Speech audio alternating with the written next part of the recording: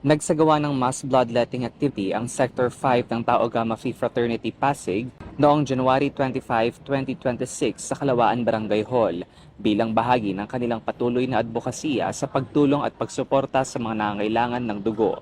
Good morning sa lahat ng tumatangkilik ng iNews. Ako si Jaguar Valdez, yung head ng Serving Heart sa Pasig. At the same time, member ng kapatiran ng Tau Gamma Phi.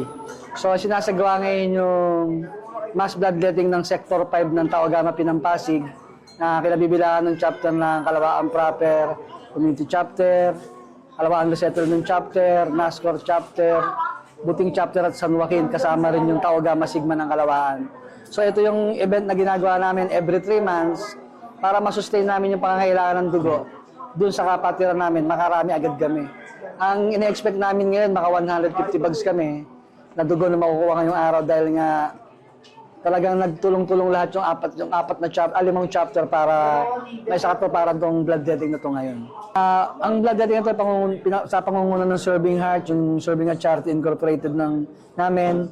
Tapos yun nga, yung kapatiran ng Tau Gamma Phi, especially the Sector 5. Sila yung continuous na nagpapa-bloodletting every 3 months.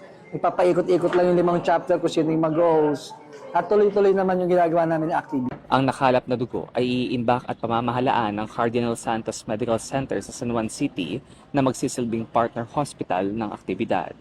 Layunin nitong matiyak na may agarang mapagkukunan ng dugo ang mga pasyenteng mangangailangan nito, lalo na ang mga Pasigueño. Katuwang din sinaturang gawain ang Serving Heart Charity Incorporated na tumulong sa koordinasyon at bloodletting process. Ako si Phil Bion para sa latest ng iNews Pasig, Balitang.